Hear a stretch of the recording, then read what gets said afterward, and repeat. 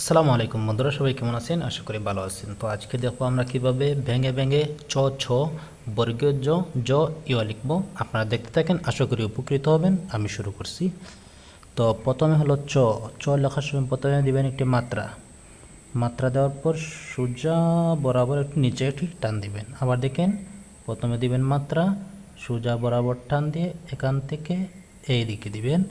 আবার দেখেন, প্রথমে দিবেন মাত্রা, মাত্রা দেওয়ার পর এখানে সোজা নিচে আনবেন, এখানে এদিকটা ওখানের দিকে লাগিয়ে দিবেন। তাহলে সুন্দর আমাদের একটি ছ হয়ে গেল।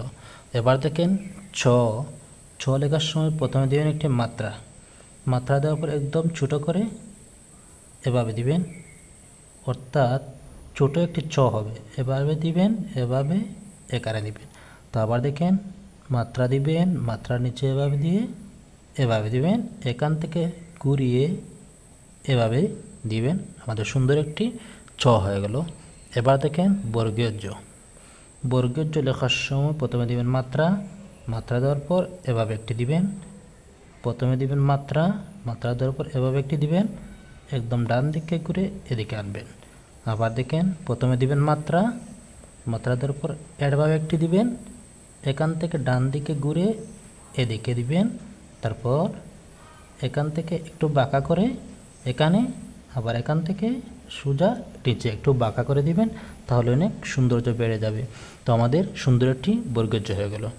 এবার দেখেন জ, একদম বর মতো প্রথমে দিবেন মাত্রা, তারপর এখান থেকে শুরু করে এখানে। আবার দেখেন, প্রথমে বর মতো করে দিবেন, এখান থেকে নিচে সোজা উপরে ব দিবেন। আবার দেখেন, প্রথমে দিবেন মাত্রা, মাত্রা দেওয়ার পর এখান থেকে সুন্দর করে একটি ব লিখবেন।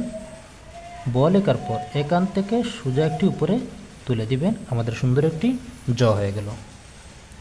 এবার দেখেন ইয়, ইয় লেখার সময় প্রথমে এভাবে দিবেন, আবার দেখেন এভাবে দিবেন, এভাবে এখান থেকে এভাবে।